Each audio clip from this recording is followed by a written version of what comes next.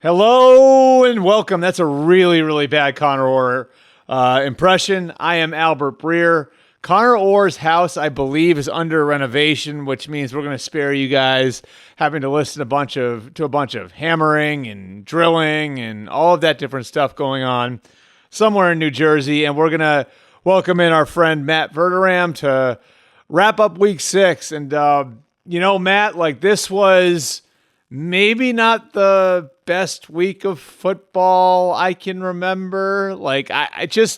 This felt to me like the first real kind of grenade of a weekend that we get I don't know that there's going to be a ton of things that we're going to remember. In fact, maybe the most memorable thing to me is going to be how lopsided some of the games were. Yeah, look, a lot of times you look at the schedule and you're like, oh, I think I know how these games are going to go. And then they don't end up that way. There's two or three big upsets, and there really weren't this week. There weren't games that went a shocking way. Most of the games, like you said, a lot of them were blowouts, and then you had a couple that were fairly close, but I don't think anybody's like all that shocked or taken aback by how they went. To me, the most memorable thing is your most unfortunate thing which is Aidan Hutchinson. Right. I mean, that is probably by a mile the most impactful thing that happened on Sunday. Yeah, we're going to start there in a second, but I do wonder too if overall this is sort of water seeking its level now, and some of the teams that came flying out of the gate, teams like the Saints leveling off, some of the teams that we expected to be really good, kind of settling in where we thought they would be. I think the Lions are in that category. I think the Ravens are in that category. I think even the Buccaneers are in that category. So some of the things that we thought we knew through 2 or 3 weeks really are probably back to what we originally thought they were. And then you have some teams that either stumbled early on or weren't quite as dominant early on, now starting to hit their stride. And let's start with with the game you referenced there. I thought the Lions would win. I will say that. I did not think the Lions would win like that. And we're going to get to the Cowboys in a second because there's a lot. There is a ton to pick at when it comes to that carcass. But I think the Lions, the shame of the Aidan Hutchinson things, and there's a million things that suck about it. And seeing it happen, seeing the reaction to it, seeing how he knew right away how bad you could see it on his face. Yeah. I had no idea when I was watching it live. I had no idea what the actual injury was. The way he was gripping his hands, I was like, did he break his wrist or something? Yeah. And then obviously you see what actually happened and why it was so obvious to him, how serious it was that quickly. One of the shames of it, and again, I think, you feel worse for him personally, but you really saw the vision of the team starting to come together, what the team is supposed to be. And, when they first got really good, Matt, they were outscoring everybody. And there was a point in time when Aaron Glenn's job was on the line. It felt like on a week-to-week basis. Now, I don't think Dan Campbell was ever getting rid of Aaron Glenn, but at least publicly, that was something that was a discussion point. Yep. And now this looks like a team that can win every which way. And I look at the interceptions from Brian Branch, the ability to score the ball on defense. I know Branch didn't score on one of those plays, but he was right there. The identity of the offense where, we saw it in week 1 in overtime against the Rams, where the offense was basically give it to David Montgomery and overpower them. And they can kind of change their identity on the fly a little bit and put Jahmyr Gibbs in there.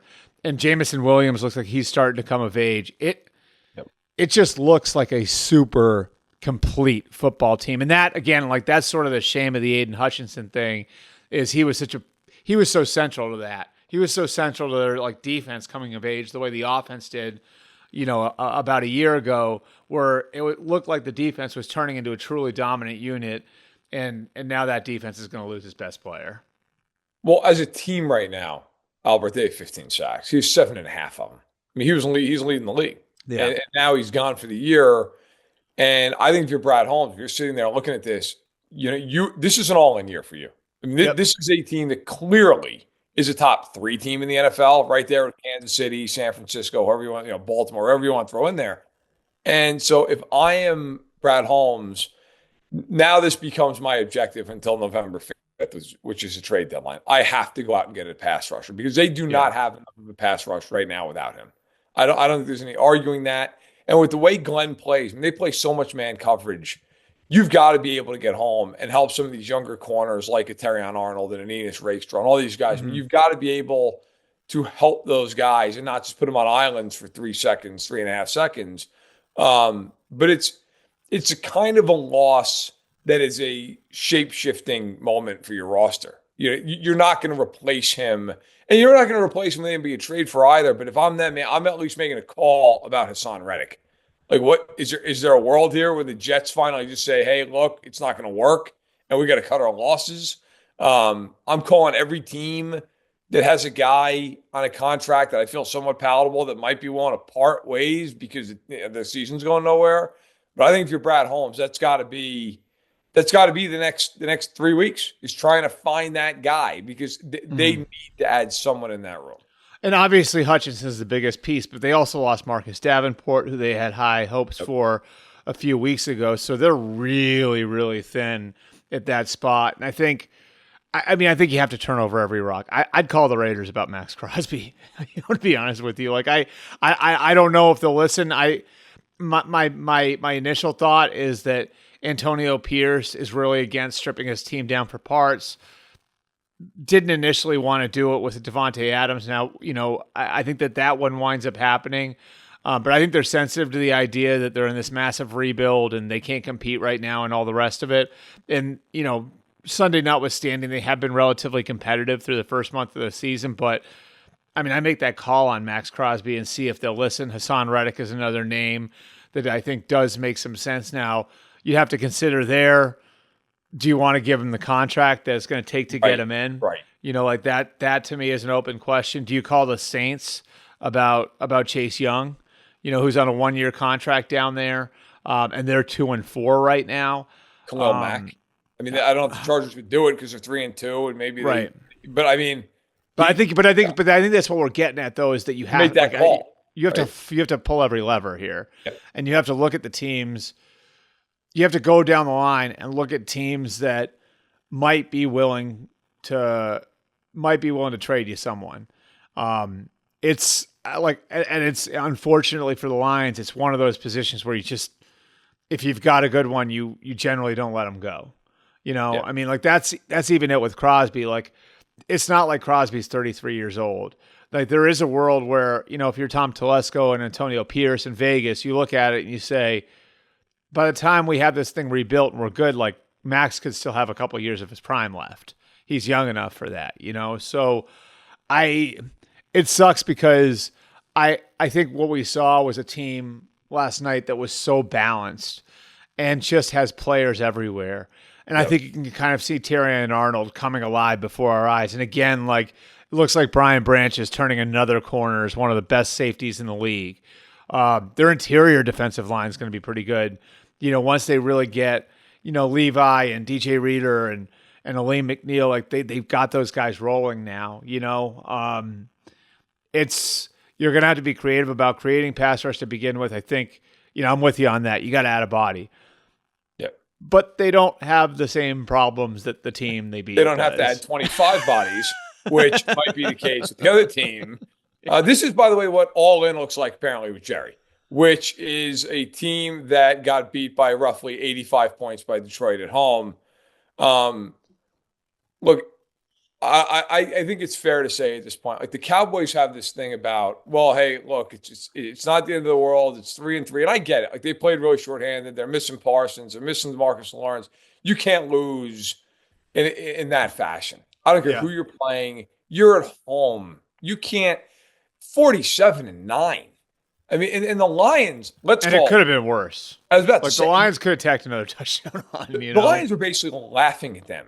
I mean, a hook and ladder to Penei Sewell, and they're trying to get the ball to Dan Skipper on 4th down. I mean, it was like, hey, look, they threw the play action to Taylor Decker.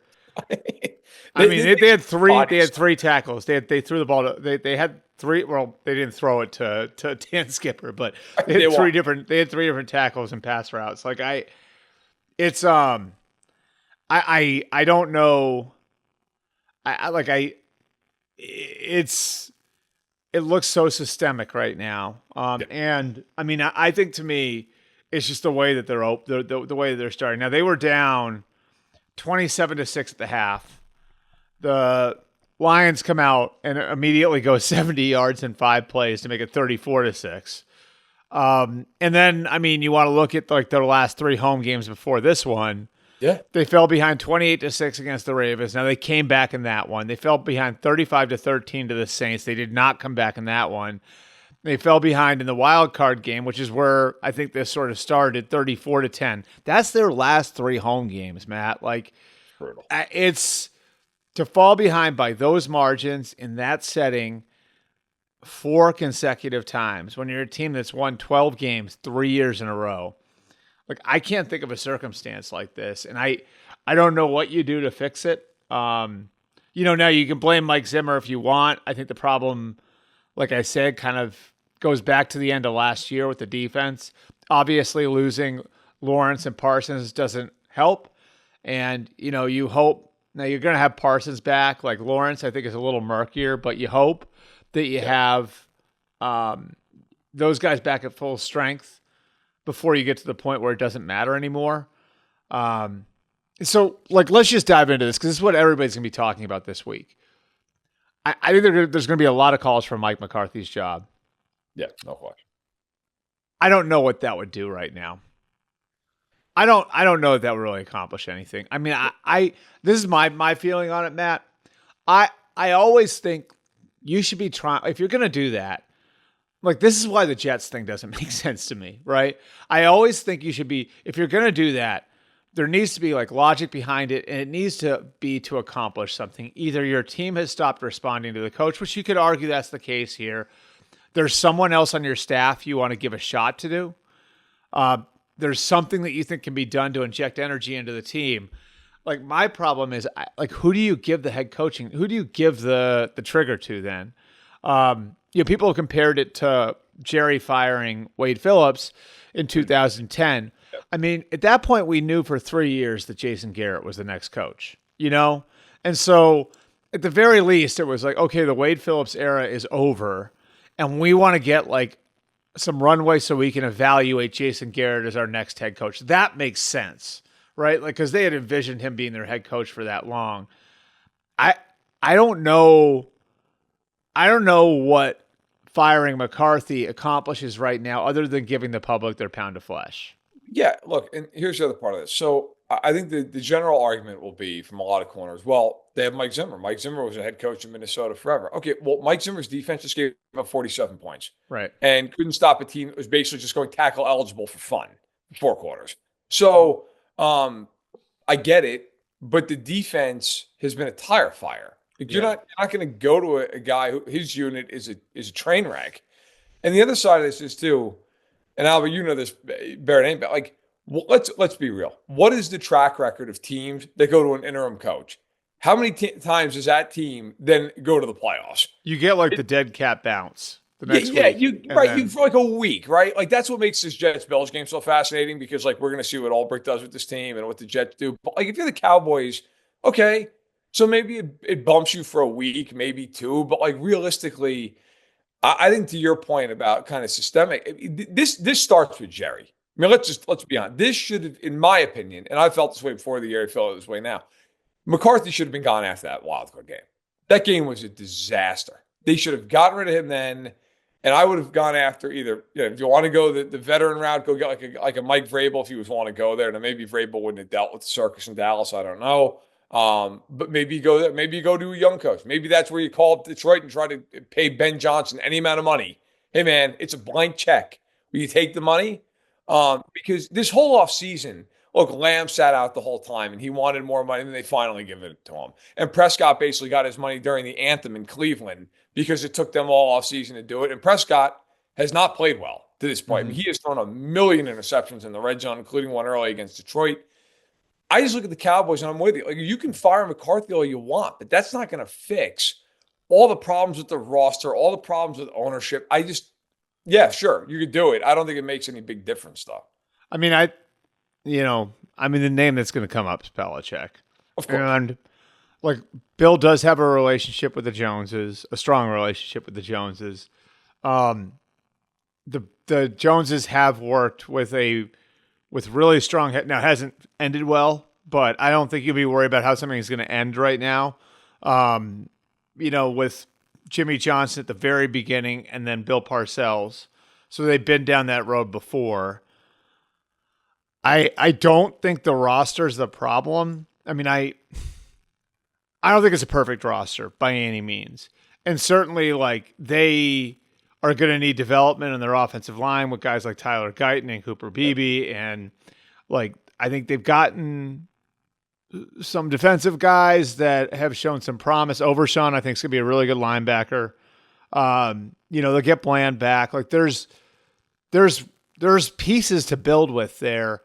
I just think, like, this is the sort of thing where you look at the group they have and what they're paying their core and what they're going to have to pay Parsons, and you got to go. I think this is like where Jerry's got to make his big swing. And I will say this, like, a lot of people have made the point that Jerry, and this is true. Like, I can remember when I covered the Cowboys, like, and hearing the reason why he moved on from Parcells and went to Wade, and because, part of it is like owning a team he wants to have. He wants to be involved. That's part of it.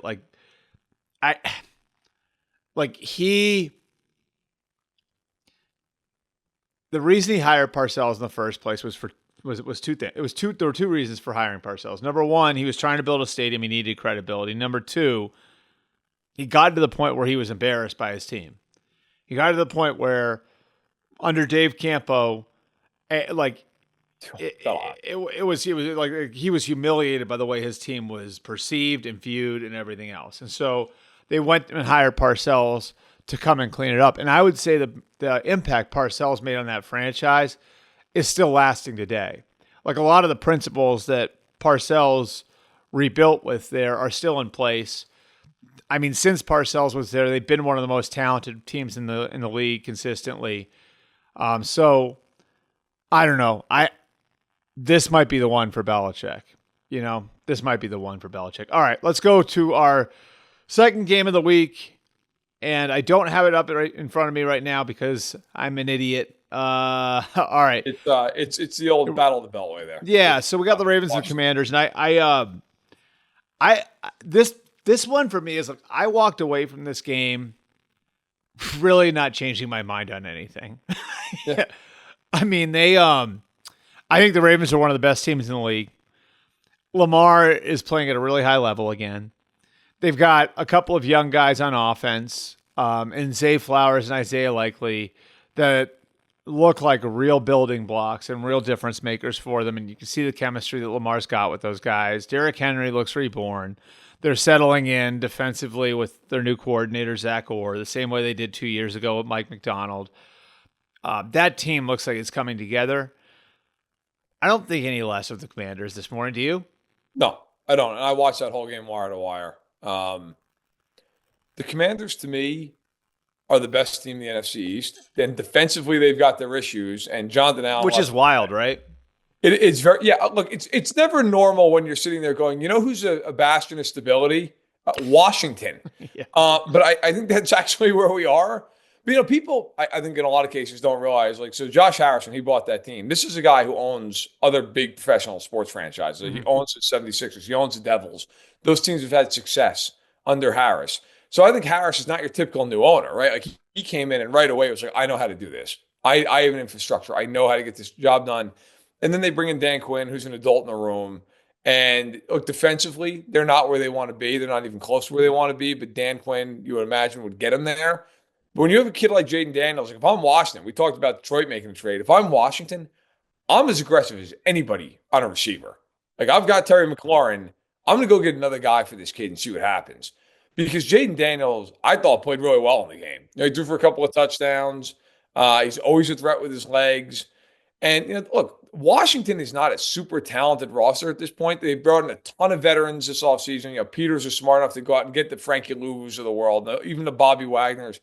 But I think they're fine. And with Baltimore, look, I feel the same way about Baltimore I do every year. They're going to win their 12 games. They're well coached. I don't know how you feel about this. I think Lamar is the MVP of the league through 6 weeks. Again. Yeah. I mean, I think he's been that good again. And Henry is on pace for 2,000 rushing yards, just under it, like 1950. I look at the Ravens. I think they're the second best team in the AFC right now. And I think they're a toenail away from having an argument as being the best team. But no, I still think, look, the Ravens are fine. They've bounced back. They've won 4 in a row. Washington, I think, is going to be fine. If you're Washington, you walk out of there going, you know what? We didn't win, but we hung in there. Yeah. Baltimore has killed NFC teams for years. They play them. They destroyed the Lions last year in their building. They destroyed Seattle. If you're the Commanders, you're like, hey, we lost, but you know what? Like, if that's one of the best teams in the league in their building, and that was the result of the game, we're okay. Yeah, and I look at like what the Ravens are coming off of too, and winning that like shootout in Cincinnati. And the week before that, destroying the Bills. And the week before that, jumping all over the Cowboys. Now, the Cowboys came back in that one. But, like, this is a Ravens team that's really rolling. And I think the Commanders can say with a straight face, we played them as tough as anybody. Going back to, obviously, the Ravens slipping up in week 2 and, having their clunker, against the Raiders. I think every week, Jaden Daniels checks another box. And this one was playing from behind against an elite opponent in their place. And being able to go in there and manage, like, that could have gotten away from them the same way the game got away from the Bills. The game got away from the Cowboys. And those are 2 teams that are more veteran. It didn't get away from them. And I think a big part of that is the young leadership they have. And, you look at where the Commanders are, and it's not just Jaden Daniels, it's that rookie class. I think Sanat's going to be a good tight end. Obviously he's been hurt. Mikey Sanders still at corner, Brandon Coleman at left tackle. Like, they look like they've got some foundation pieces. And so do you go out and get a new receiver? I would say this about like going out and getting a receiver. It wouldn't be Devontae Adams. Like, I think if they're going to find one, like, I think if it's me, right, I'm waiting on the next Brandon Ayuk situation, the next Stephon Diggs in 2020 situation. I think there's a nuance to these things where, when you're going out and you're trying to take advantage of your rookie contract window with your quarterback, and you're going to go get a receiver, I think you want that guy to be young enough where it's like, okay, like, this guy's still going to be here in 3 or 4 years. And this guy's still going to be at a high level in 3 or 4 years. And so, like, I think that's why, like, they just got to kind of stay loose. You know what I mean? For the next opportunity like that. Because when it does come along, I think then, you got someone to pair with Terry McLaurin and away we go. But I love where the Commanders are.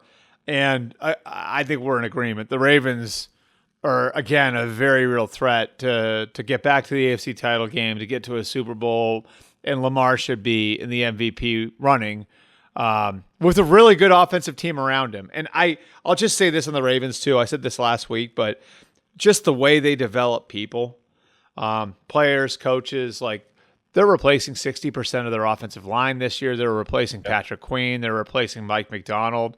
And, there was some panic the first couple of weeks of the season, I'd say. But I think they knew what they had. And I think they knew that, John Harbaugh said this to me last night. He's just like, we try to give our people a shot, like a real shot, like, not we're going to pull the plug on you after 2 weeks shot. Right. And really you see the benefits of that paying off. It's the greatest time of year again. Football is back, and it's here to stay until February. Over 1 million fans, guys, across 33 states got in the game last year by making picks on Underdog, where you can win up to 1,000 times your money just by choosing higher or lower on your favorite player's stats, like touchdowns, passing yards, and more. I have friends who like Underdog who love using the app simply because it's easy to use. You don't have to learn all of the complicated terminology. You don't have to bet like an old sharp. All it is picking higher or lower. It's easy to use. The app is very simple, slick, well designed. Making picks on Underdog is straightforward, and signing up is even easier. Just head over to Underdog's simple to use mobile app or underdogfantasy.com and sign up with the promo code MMQB. And Underdog will give you a free pick to use on your first cash pick'em entry, plus up to $1,000 in bonus cash when you deposit. That's Underdog Fantasy, promo code MMQB, to claim your new customer special of a free pick and your deposit offer.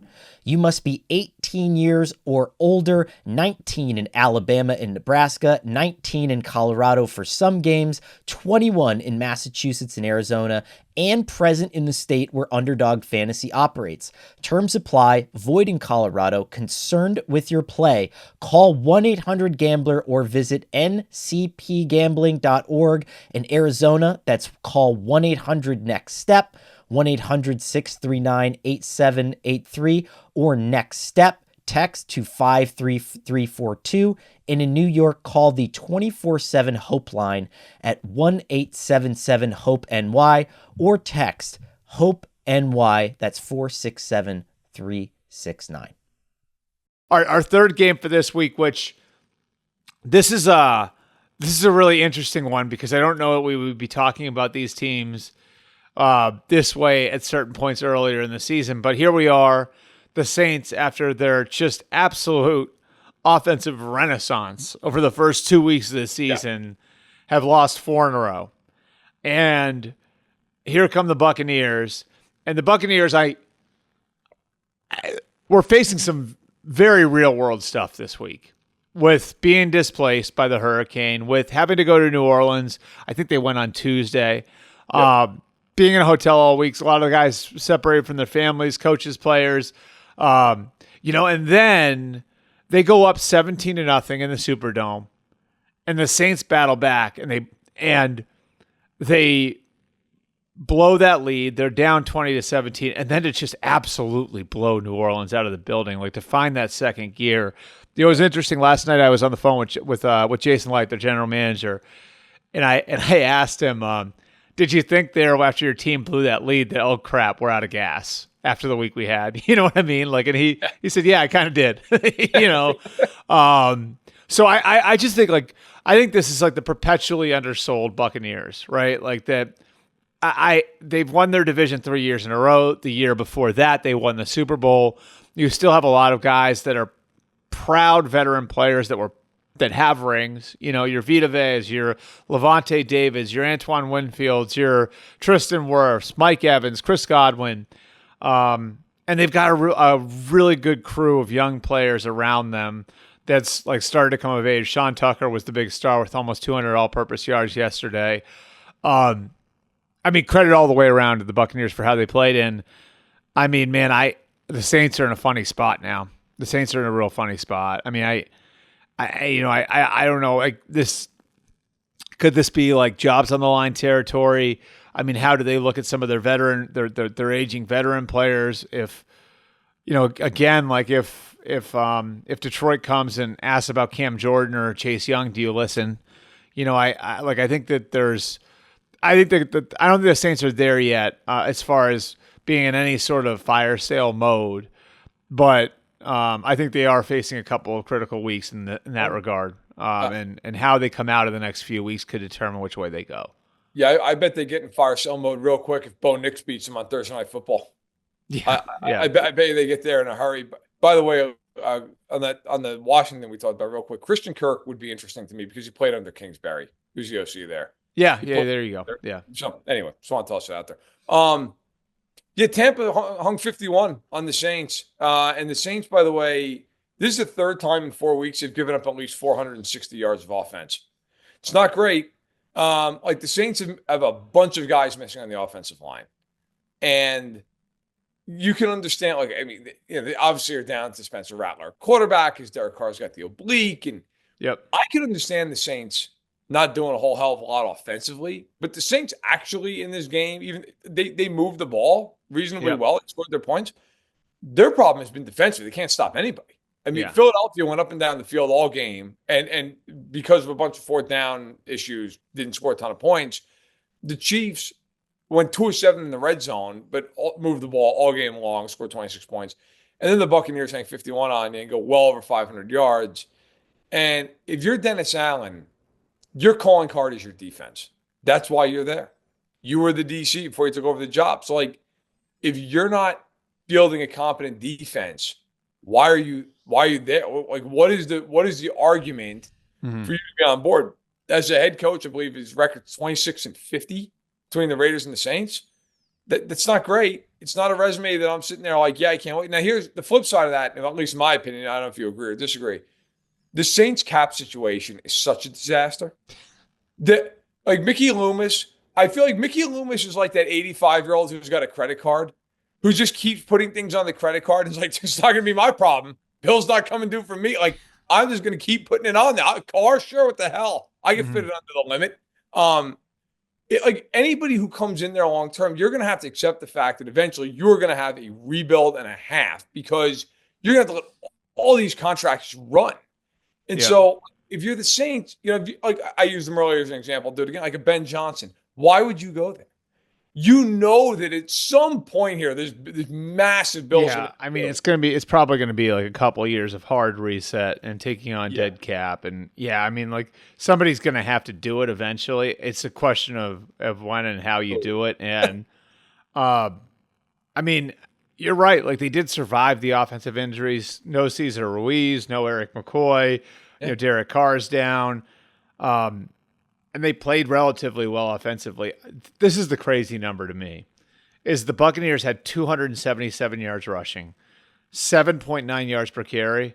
Their longest run was 36 yards. So it's not like there's like an 80-yarder in there. You know what I mean? That skews the numbers. Like, I think that sort of paints the picture that they were able to chip away at your defense all day. And I mean, I don't, like, if you're the Saints, again, Thursday Night Football, you got Sean Payton coming back to the Superdome, which those things shouldn't matter, but a lot of times they do matter to owners, right? Yep. And then after that, you got to go cross country and play at the Chargers.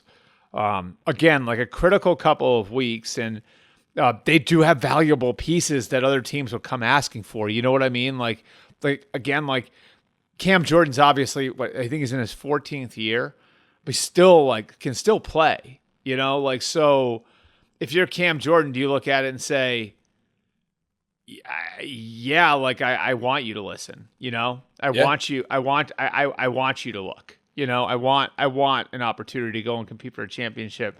And how good a fit would he be in a place like Detroit? You know what I mean? Like, so where Dan Campbell is, and Dan Campbell was with him in New Orleans for all of those years. So, I mean, I think it's going to be just an interesting few days leading up to that game at the Superdome, which suddenly sort of feels must-win-y for both teams. All right, our fourth game, and this one is I don't know exactly where we start with Browns-Eagles. I do. I don't. I mean, I think I do, but yeah. I mean, first, really quick, like, I think the Eagles are. I wrote this on Monday. I think the Eagles are a perfect example of why there are so many teams that we really just don't know enough about to make sweeping conclusions on. They have been without A.J. Brown since week 1. He came back on Sunday. They were without Devontae Smith for a couple of weeks. They get into this game, it looks like they're going to be like full Voltron going into this one. Dallas Goedert goes down on the third play. Jordan Mailata's carted off. So, like, we're all going to pick apart Nick Sirianni yelling into the crowd, the fire Sirianni chants, and everything else. Like, the reality is, like, we really just don't know who the Eagles are yet. And I think it's going to take some time before we really do know what they are. And the Saquon Barkley signing all of a sudden looks like it might have saved their season in certain ways because it's kept them afloat in some of these games, But let's get to the Browns. I was going to say, I don't know how you can sell this to your locker room anymore. Like I don't know how you can sell this to you. And I think it's a good team still. And I think amid all of this, there is still a good team in there that won with 5 different quarterbacks last year. And there are too many good players in that roster for this to be happening. And at some point, if you're Kevin Stefanski, I don't know how you can look your team in the eye and say, I'm giving you the best chance to win by rolling Deshaun Watson out there. Here's the thing about pro football players. I've said this a million times. They don't care about your 3-year plan. They don't care about your salary cap. They don't care about what the franchise is going to look like in 2026. 80% of those guys don't know where they're playing next year. 80% of the guys, and that's not the Browns. That's not just the Browns. It's any NFL locker room. 80% of the guys in your locker room do not know which team they're playing for next year. What they care about is what you're doing in the here and the now and giving them the best chance to win in the here and the now, which ostensibly will give them a better chance to perform well individually, which then will give them a better chance to continue getting paid as a pro athlete. And right now, based on the way Deshaun Watson is playing, I don't know how you can sell him to your locker room anymore. And it was Mitchell Schwartz, who used to play for the Browns, who he had a tweet on this. I don't know if you saw it. I did see it. Yep. Yeah. Yep. Which was like, I thought it was perfect because it was what I was thinking. It was like, I don't know how you can continue to sell this to your locker room. That's the problem. I don't know if I'm a player how I could buy and look, like, I understand the ramifications. $92 million in fully guaranteed money due over the next 2 years. You aren't getting out of that. I don't care about anything that you want to try or any loop. It's not happening. You're stuck. All right. There's $172.77 million in dead cap that they have to deal with post this year. It's staggering. It's a lot. But then there's like there's the toll that this is taking on everyone in the organization, where every week feels like a death march because you're not getting anything out of the quarterback position. So a few things on this. Number one, the idea, like, if I've heard people say, well, look, if they bench him, then all of a sudden it's like a sunk cost. Well, again, it's a sunk cost. It's already sunk. It's at the bottom of the ocean with the Titanic. Like, he is a sunk cost. You're not fixing this. He's been terrible now for multiple years, and it's not getting better. It's not like it's on an upswing. It's getting worse. The other part is, and I've wrote about this for weeks for us, Albert, like, I am 1,000% with you on this. And Mitch Schwartz, as you mentioned, he laid it out there, and I know Mitch. He's a really introspective guy. He's a really smart guy. I have the tweet up if you want me to read it. Go ahead, read it. Okay, it's incredibly shitty to do this to the rest of the team. Sorry, Shelby, if you have to edit that out. Joel Bitonio is out there every week playing through who knows what and has to wreck his body when they have no chance of being good because of the quarterback. Myles Garrett is playing in pain every week. I feel for everyone else there. Yeah. I mean, and I think that the important part there, too, is Mitch is talking about guys being hurt and guys playing through, which is an NFL thing. That happens every week, right? I mean, these are car crashes basically out on the field. And you're out there busting your ass, playing and play out. You're these guys, and in some of these cases, you're not the highest paid guy in the team. Maybe you're a guy who's been there 4 or 5 years, and you're hoping to get a new deal. And you're looking at this guy going, this guy's contributed nothing to the franchise. He is getting paid $230 million fully guaranteed, and he stinks. Right? I mean, there's no other way to say it. If I'm Stefanski at this point, I understand that ownership probably is not thrilled with it. I'm like, look, I'm playing Jameis Winston because I have to, or I'm going to lose the room and get fired anyway. Like, I am playing. Like, even if Winston comes in and he's not great, at least the room knows, hey, this guy did everything he could. He is trying with whatever he's got, whatever hand he's got to play, he's playing that hand. Because right now, watching Deshaun Watson, I mean, at one point they finally broke through. They were 0 for the last 25 on third down. I think you had that stat on Twitter. Yeah. Like, well, I stole it from Strahan. Strahan said it at halftime of the. That's impossible. Yeah. 0 for 25. Like, you'd think just you'd have a 3rd and 1 or something, and somebody'd fall forward, right? I mean, I just think if you're the Browns, you've reached the point of hey, look, this season might be unsalvageable anyway, but we can't let this become something where there's a full-blown mutiny in November because Watson has a game where he throws for 90 yards. I think the easiest way to put this, if the team is going to make business decisions at quarterback, eventually you're going to have a bunch of players who are going to make business decisions with you, right? Because ultimately, we are getting to the point where sticking with Deshaun Watson is purely a business decision. So if I'm Denzel Ward, or I'm Myles Garrett, or I'm Jedrick Wills, who's in a contract year, or I'm Jack Conklin, who's dealing with injury, or I'm Amari Cooper, who's in a contract year, or I'm Nick Chubb, who's coming back from a catastrophic knee injury, I'm making business decisions now too. I'm making decisions based on what's best for me, because you have told me you're making business decisions with what's best for you. And that's the reality of it. We're not playing fantasy football here. Like, this isn't like me moving a guy off of my kid's roster on a Sunday morning. You know, like this is people's careers, and I don't know how you can look at this any other way. Somebody needs to sit down with Deshaun and give him the tough love that Bill O'Brien gave him in Houston. Someone needs to sit down with Deshaun and give him the truth. And even then, I don't know that it's salvageable this year. I'm talking about saving his career. As for right now, I think part of that truth is you need to take him off the field. And you need to give the rest of your team a chance. And this is a team that showed last year that it could be competitive with Joe Flacco, with Dorian Thompson-Robinson, with P.J. Walker. This is a team last year that played with 5 different starting quarterbacks and won 11 games. It's not a bad team. It just isn't. And someone's season, some veteran tackle, some veteran defensive end, some veteran corner season is getting thrown out the window as a result of it. And pro football players only have so many seasons to throw away. Do you think this is a Haslam thing, Albert? Do you think? I mean, like you would have a better line on this. Is this a? No, Jimmy, I think it's Jimmy. I think everybody is in on it. Like, I think everybody is in on it. You know, I think this was a decision that I don't mind the decision they made. And again, I don't know.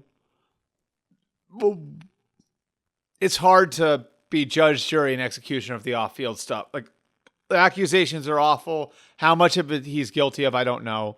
If we can move that aside, and I know it's hard to move aside, right? But if we can move that aside for a second, I didn't mind the decision to trade for him.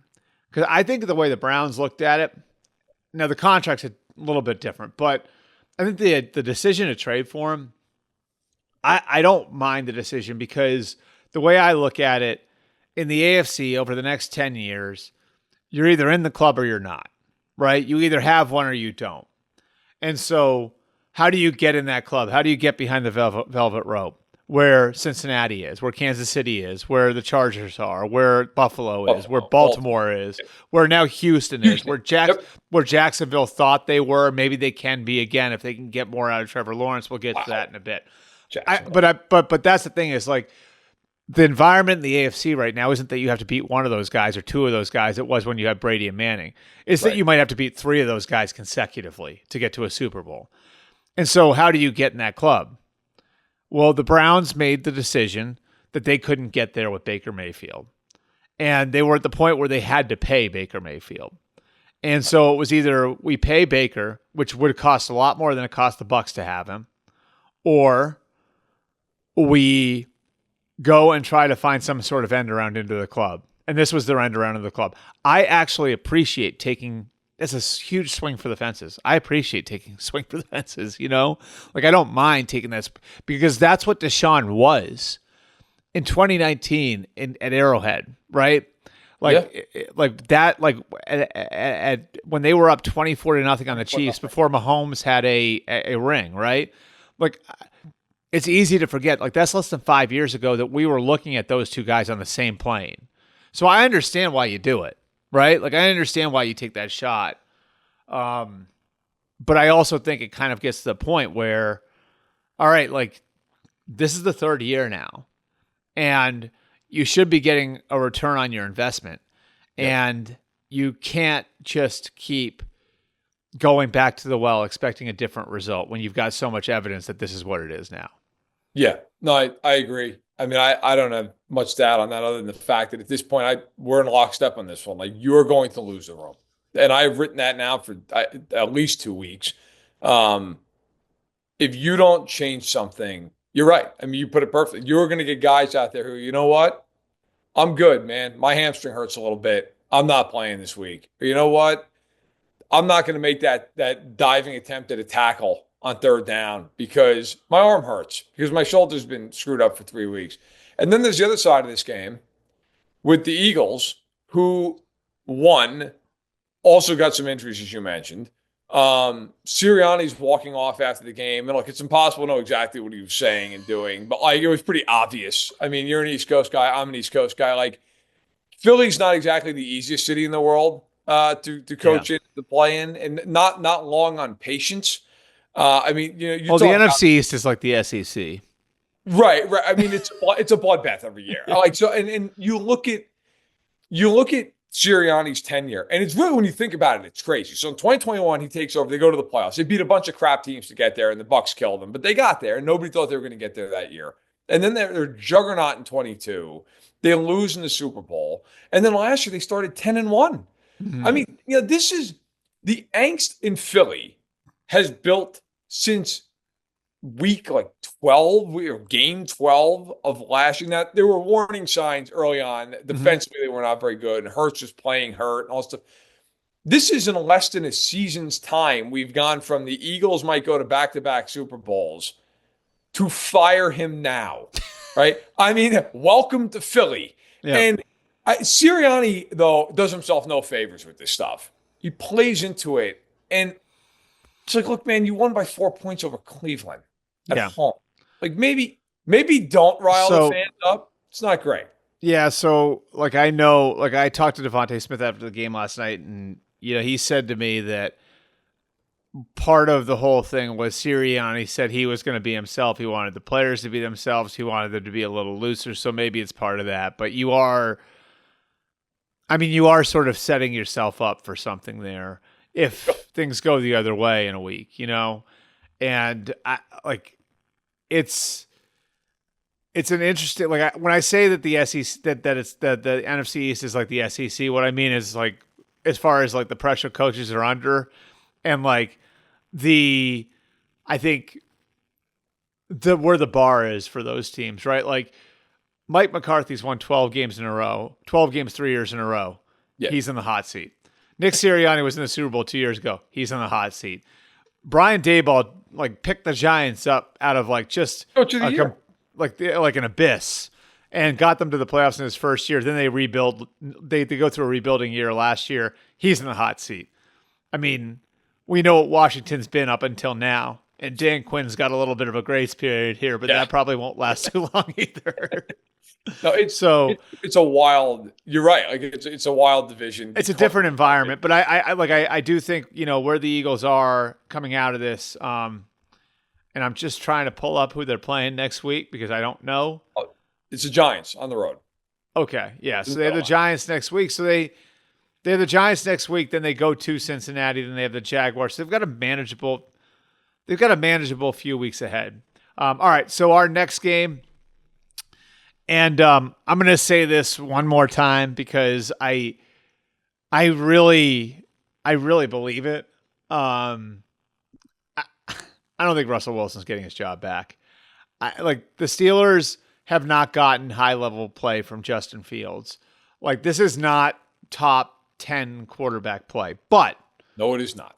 They can win with him, and he fits the team, and the team is winning, and like what he's able to do with his legs helps the team along. And I know a lot of people in that building feel like the limitations that they would have if they put Russell Wilson out there would not do not exist with Fields.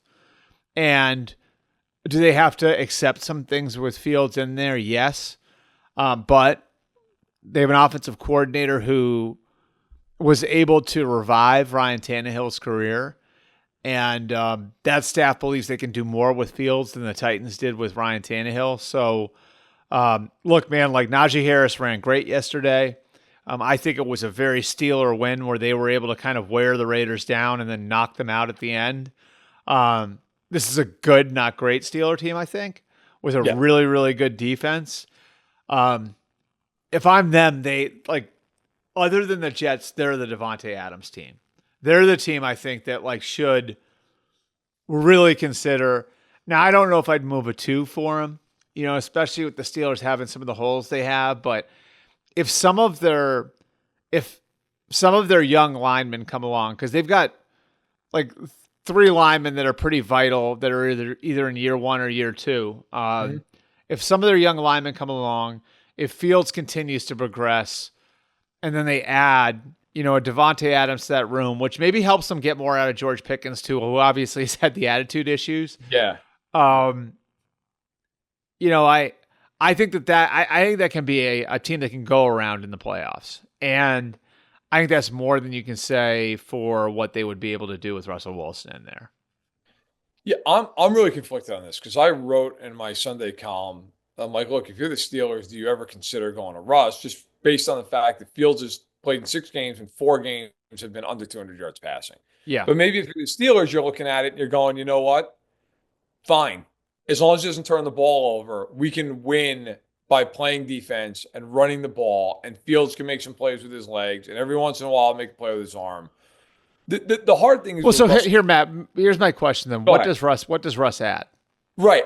And that's the thing, right? Like experience, and that's about it. Because he's not, Wilson's always been a pretty good deep ball thrower, but beyond that, I'm with you. He doesn't throw it over the middle well. Like he's a guy who's limited with his arm at this point.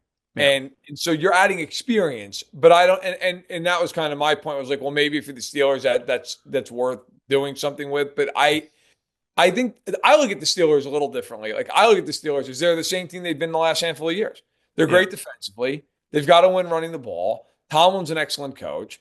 But, like, are they going to get in the playoffs and beat Kansas City or Buffalo or Baltimore or Cincinnati gets right or Houston? Like, I think they're fine. And by the way, no team has a back half of the schedule that's harder than Pittsburgh. Pittsburgh's last 8 games are insane. Yeah.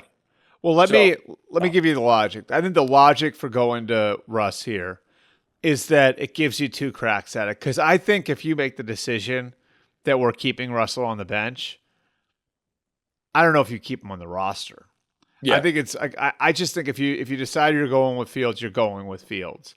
And things would have to go really wrong for you to go away from Fields, which at that point are you throwing your season away, versus if you go to Russ, it could screw up a week or 2, but you give yourself 2 cracks at it where it's easy to go back to Fields. Right? Like where you say, all right, we're going to give this a run. And then if it looks horrible, you pull him out of there. So I think the logic to going to Russ now would be it gives you 2 cracks at it. I just think the gap in the way those 2 guys are viewed in that building.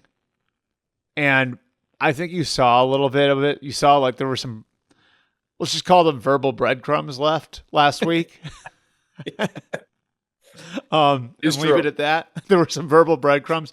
I think the way there's a gap between the way those two are viewed internally, and I know there are a lot of people there that are hoping that Mike Tomlin makes the decision to stick with Justin. Well, I think right now, look, you've got the ability to make that decision and not having to blow back. You're 4-2. You're leading the AFC North alongside Baltimore, and the next 2 weeks. They play the Jets and the Giants at home in primetime, both weeks. Which, by the way, I think have we not gotten enough of the Giants in primetime? But look, it's if you're the Steelers, they're next up on the rundown here. Good. Well, good. Yeah, that's why I'm a professional.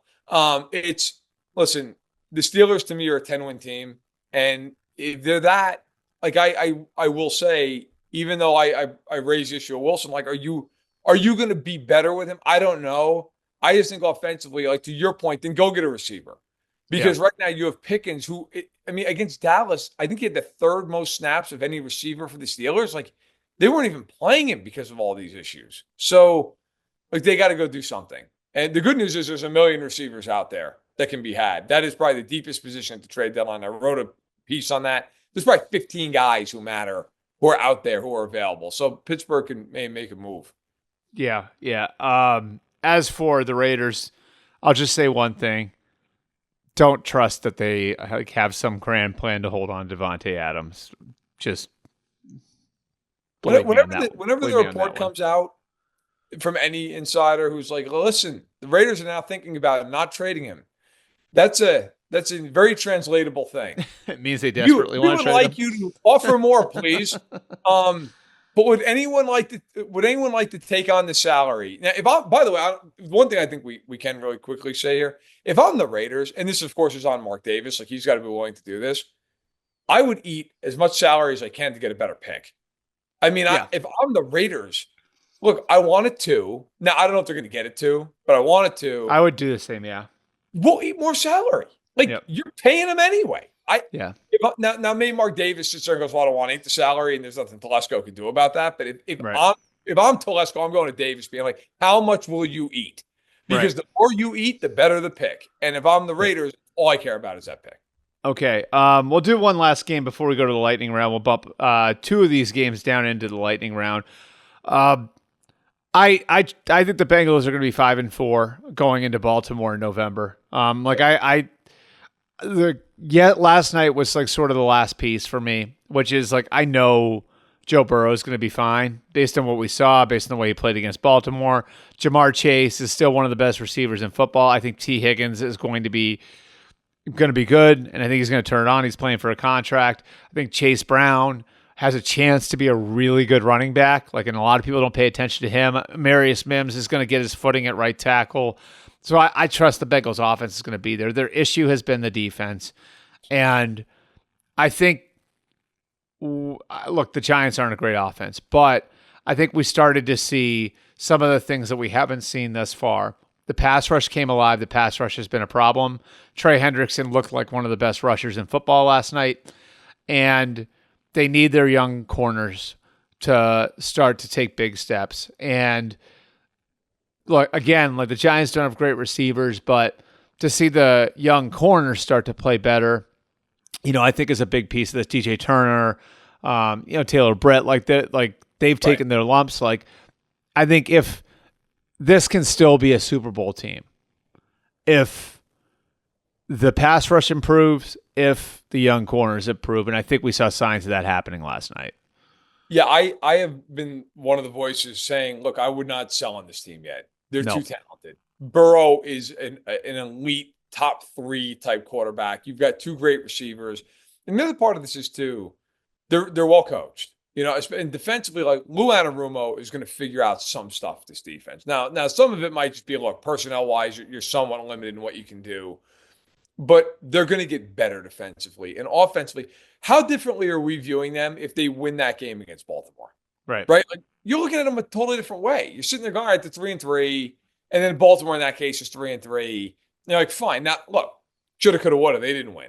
And there's a lot of things you can point to in that game. They're awful defensively. Taylor got tight in overtime, in my opinion. They run the ball 3 times, whatever.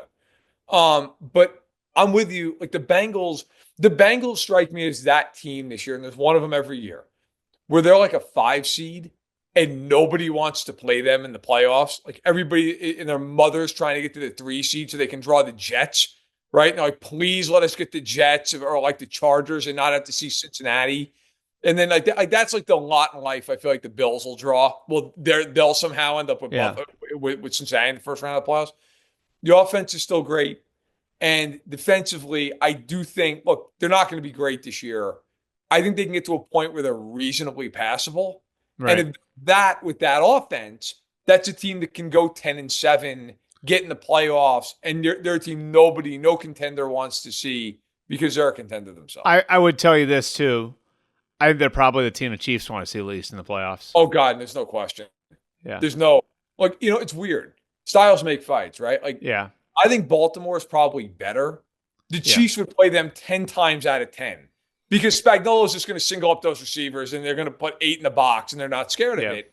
Cincinnati, even when they don't beat the Chiefs, those games are brawls. Oh, they went to the mat with them. Was it week 2? week 3, whatever and it then a was. couple of years ago in the AFC title game when Mahomes had the ankle, even though they won the game, it took Osai hitting Mahomes 2 counties out of bounds to make it happen. Like, there's no doubt. I think if you're the Chiefs, you've beaten the Bills 3 times in the playoffs. You've beaten the Ravens every time you've played Lamar except for one time. The Texans are kind of the wild card in that. The Chiefs haven't played Stroud yet. But yeah, the Bengals are that team that if you got Andy Reid in an honest moment and said you could knock one team out of the playoffs right now, who is it? It would absolutely be Cincinnati. So real quick, Cincinnati's next 3 games: at Cleveland, home to Philly, home to the Raiders. That to me smells like 5-4.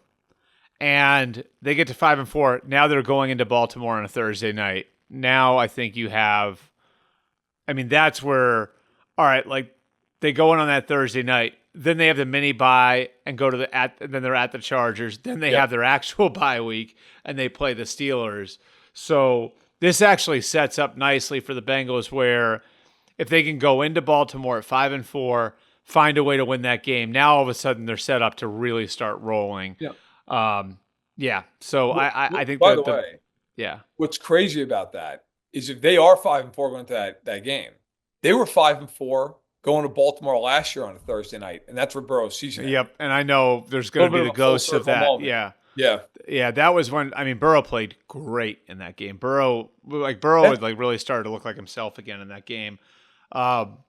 I don't know if there's much to say about the Giants. They just sort of are what they are right now. No, I think for all parties involved, the decent thing to do is just move on. What's that? Yeah. Okay. So we'll go to the lightning round now. As Connor always does, he sets it to 5 minutes. We have 6 games to get through. I doubt my ability to do it because we haven't been able to do it yet. But you got the games in front of you, right? Right, Matt? Yes. Okay. I'm hitting the clock now. We're going to start with Jaguars Bears. A lot of Caleb Williams takes from the first couple weeks of the season look really dumb. The Jaguars are now in peril of falling to 1-6. If they lose to the Patriots in London next week, in a city where the owner has invested so much, in a city in which they play 2 games a year, in a city in which they have tried to really get a foothold, there could be bigger questions to ask about where the franchise is going. Ask Robert Saleh how London treats you if things don't go well when somebody who matters in the building has an investment there. Look, I honestly think, and I don't know if you feel this way, I think Doug Peterson would have been fired today if not for the fact they're still in London. The Colts, yeah. Oh, yeah. I don't know about that. I think the Colts game kind of saved him. It's just I don't know what you're hanging your hat on right now. There's discord in the building. It's not the healthiest environment right now. It hasn't been for a little while. And I think their record is 2-10 or something like that over their last 12. It's not good. Trevor Lawrence at this point, you got to play better, man. You get $55 million a year. And I'm not saying it's all on him, but it's on you to some degree when you're getting $275. And Caleb looks great. Caleb, I think all right, Texans Patriots. I think New England has a lot of reason for optimism in the way Drake May played. I think that's about as optimistic as you're going to be coming out of a 20-point loss. What's so encouraging about the way the Texans are playing is C.J. Stroud threw for 193 yards, and they were completely dominant. That's a team that can win different ways. They rushed for almost 200 yards. Will Anderson had 3 sacks. I'm telling you, Matt, that's another team I look at. Could that team wind up in an AFC title game at Arrowhead? Yes. I think they're that good.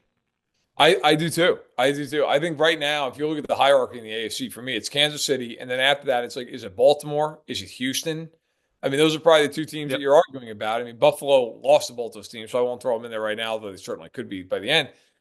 Houston has the formula because they've got a great quarterback, they're really well coached, and they've got a pass rush. And in the playoffs, if you have those things, you got a shot. And they're talented all over the place. They've got great receivers. They've got Derek Stingley at corner who can play against your top receiver and something. So I think they're a top team. And then with New England and May, I think you feel listen, there was the bad pick early. The second pick wasn't on him, but he played well. He played well behind an offensive line that is not exactly the Great Wall of Dallas. So he did a nice job. All right, Packers Cardinals. I like. This is kind of the first time I've seen Arizona where you're thinking, oh, like they're because they've been pretty competitive to this point, week to week. I'm really impressed with the way the Packers have managed the first month and a half of the season. I think they're going to be there at the end. Like, I think Jordan Love's continuing to play well. They're young receivers. Jaden Reed looks like a star. Dontavian Wicks, Romeo Doubs bounces back with a touchdown. Packers are in a really good spot. I think Jeff Hafley's done a nice job with their defense too. Like, I think they look like a pretty complete team. Like, and one of these teams that could wind up being a conference title game.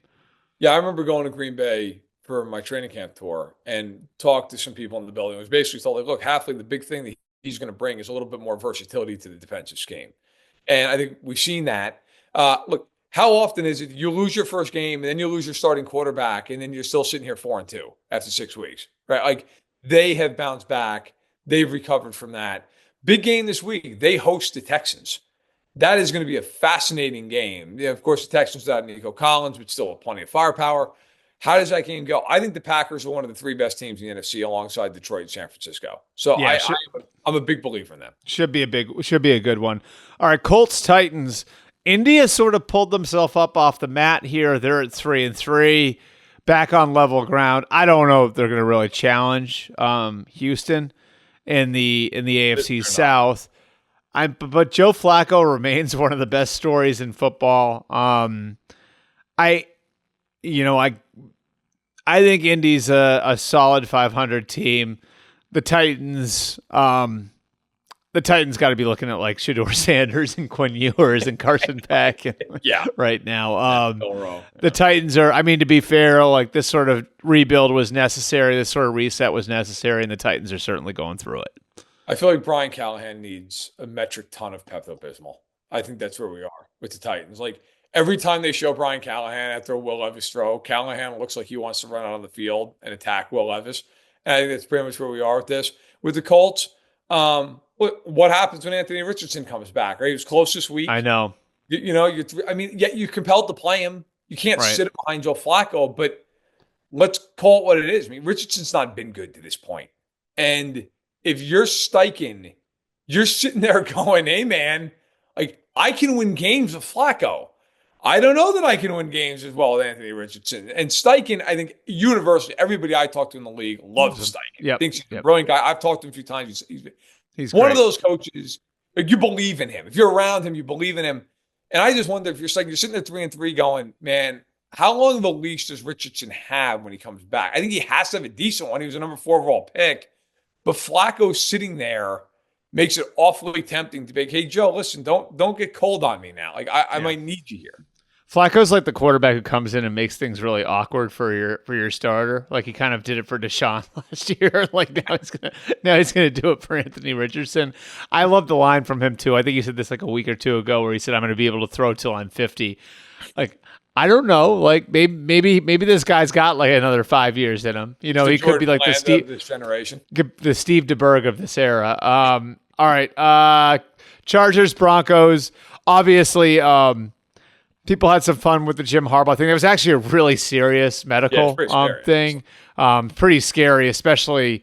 I mean, the first thing I thought of was altitude sickness. Like that wasn't what it was. It was a heart condition that he has.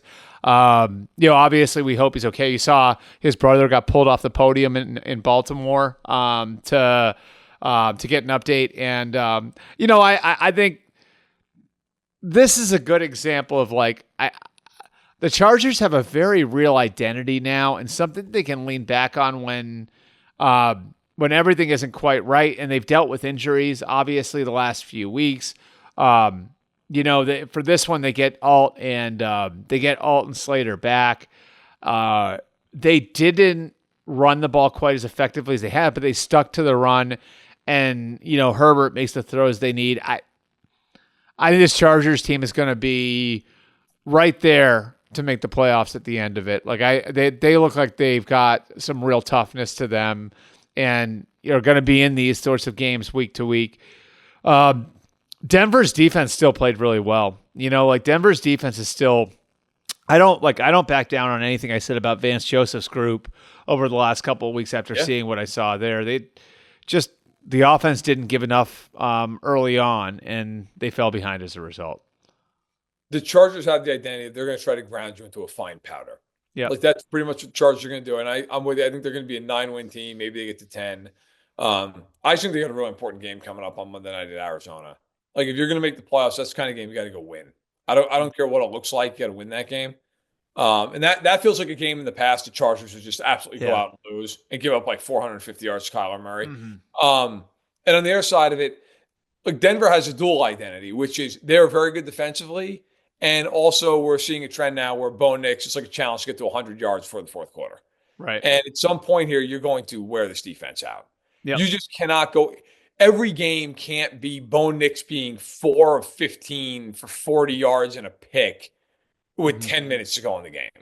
And if you're Sean Payton, look, I mean, I don't blame him for playing Nix. What else are you going to do? You're going to go to Zach Wilson or Jarrett Stidham? Like, it's not the rate of return there is not worth the squeeze. You're not going to do that.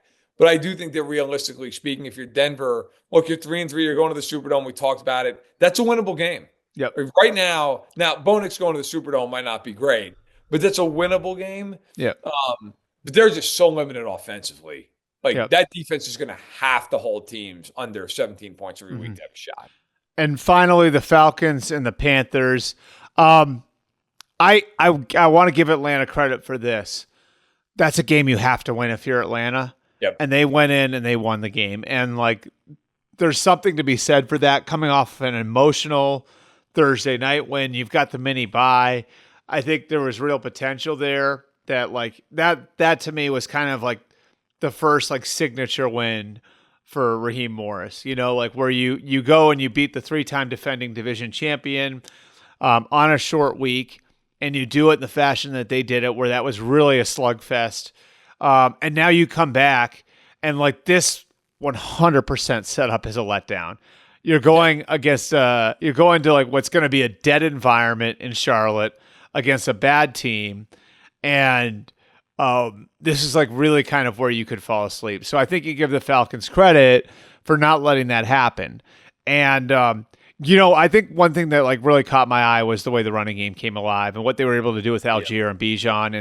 And this is sort of a hidden thing if you really buy into, like, I want the Kyle Shanahan, Sean McVay offense. A lot of people pay attention to what they've been able to do with quarterbacks, but really what so many people want is the run game.